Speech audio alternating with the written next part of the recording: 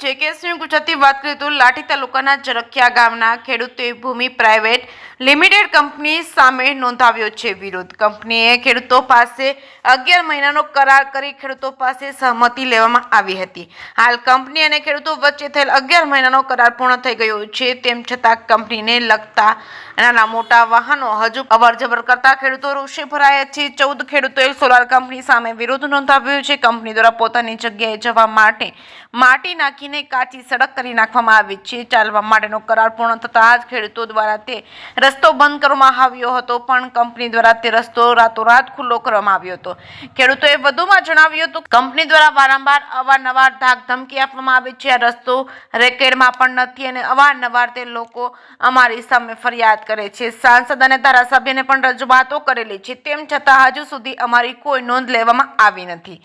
જ્યાં સોલર મૂકવામાં આવ્યા છે તે જમીન અડતાળા ગામની સીમમાં આવે છે। તે લોકોનો માર્ગ અડતાળાથી છે અને અહીં તેમનો કોઈ માર્ગ નથી, તેમ છતાં તેના સોલાર વાહનોને અહીંથી ચલાવે છે। અમે કલેક્ટર, મામલતદાર સહિત અનેક જગ્યાએ રજૂઆતો કરી છે, તેમ છતાં અમારું કોઈ સાંભળતું નથી। અમે નાના ખેડૂતો છીએ, હવે અમે બધા જ ખેડૂતો જાવી તો જાવી ક્યાં?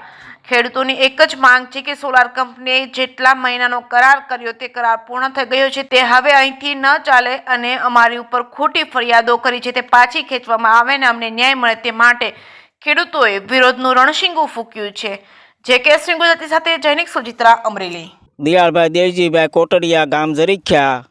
અને આ સોલારવાળાએ જે કાંઈ ફિટ કર્યું છે એ અડતાળાને તળમાં આવેલી છે બધી જમીન। જરીખ્યાનું કોઈ તળની છે નહીં અને રસ્તો જબરજસ્તી અહીંયા અમારે ઊભી મોલાજમાં એને સડક બનાવી દીધી છે અને અમે રજૂઆત બધી કરેલી છે, પણ અમારું કોઈ સાંભળતું નથી। મામલતદારમાં રજૂઆત કરી હતી, કલેક્ટરને રજૂઆત કરી હતી, સંસદ સભ્યને કરી હતી, પણ અમારું કોઈ સાંભળતું નથી। ને અમે બધા નાના માણસો છીએ ને થોડી થોડી જમીન છે બધાની, એમાં આ કપાત થાય તો એમાં વાહ વધે શું? અને એનો રસ્તો અડતાળાથી આવે છે અને એને અહીંયા નજીક થાય એટલે બળજબરીથી અહીંયા રસ્તો માગે છે અમારી પાસે, પરાણે કરી નાખે છે। ઊભી મોલાજમાં અમારે નુકસાની ઘણી ગઈ છે, પણ કોઈ અમારી સામે કોઈ જોતા નથી। અમે મામલતદારમાં રજૂઆત કરી હતી કે ધારાસભ્યને રજૂઆત કરી હતી, મામલતદારને રજૂઆત આ નુકસાની કરી હતી, પછી કાગળિયું મોકલું હતી, એને કાંઈ જવાબ અમને આપ્યો નથી। લોકો શું કરે છે તમારી ઉપર?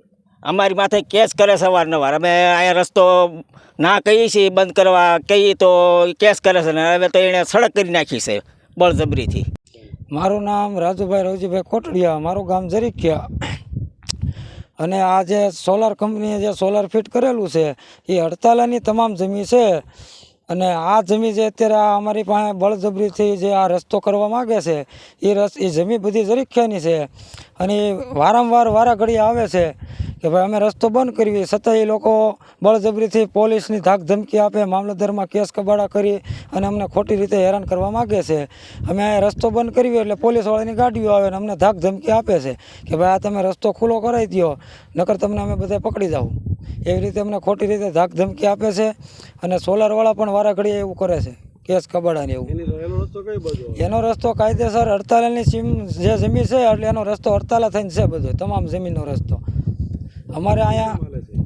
હવે અહીંયા અમને બળજબરી કરે છે ખોટી રીતે, મામલતદારમાંથી વારંવાર પૈસા આપી અને હુકમને એવું લઈ આવે છે અને અમને ખોટી રીતે ધાક ધમકી। મારું નામ જનકભાઈ ભૂરાભાઈ સાંગાણી, ગામ જરીખ્યા।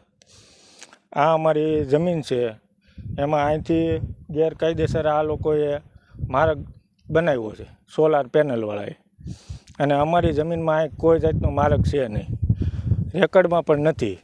અને અવારનવાર એ લોકો અમારી ઉપર કેસ કરે છે અને અમને ધાક ધમકીથી આ જબરદસ્તી માર્ગ લીધેલો છે અને અમે આ સર્વે નંબર મપાવ્યો છે અને અહીંયા કોઈ જાતનો માર્ગ છે નહીં। અને અમે સાંસદને પણ રજૂઆત કરેલી છે અને ધારાસભ્યને પણ રજૂઆત કરેલી છે, પણ અત્યાર સુધીમાં કોઈ આપણો સાંભળ્યું નથી। અને ફિટ કરવામાં આવી છે કઈ જગ્યાએ ફિટ કરવામાં આવી, કઈ સીમમાં ફિટ કરવામાં આવી? અને પેનલો આપણે અડતાળાની સીમમાં ફિટ કરી છે અને આ જરીખ્યાની સીમ છે અને એનો પેનલનો માર્ગ આમ અડતાળા થઈને છે, અહીંયા છે નહીં। અને અહીંયા એને નજીક પડે એટલે અહીંયાથી રોડેથી જબરદસ્તી અહીંયા માર્ગ એ લોકો કાઢે છે, અહીંયા એનો માર્ગ છે નહીં। કેટલો સમય થયો? આ 1-1.5 વર્ષથી અહીંયા હાલે છે અને અમે કેસ એ લોકોએ કેસ મૂકે છે અને અમે ત્યાં જઈએ છીએ તો એવડે એ કહે છે અહીંયા મારક છે જ એમ. મામલતદારમાં પણ કેસ મૂકેલો છે એને અને મામલતદારે હુકમ કરી દીધો કે અહીં મારક છે અને અમારી પાસે પુરાવા છે છતાં એ લોકો કોઈ સાંભળતા નથી અમારું.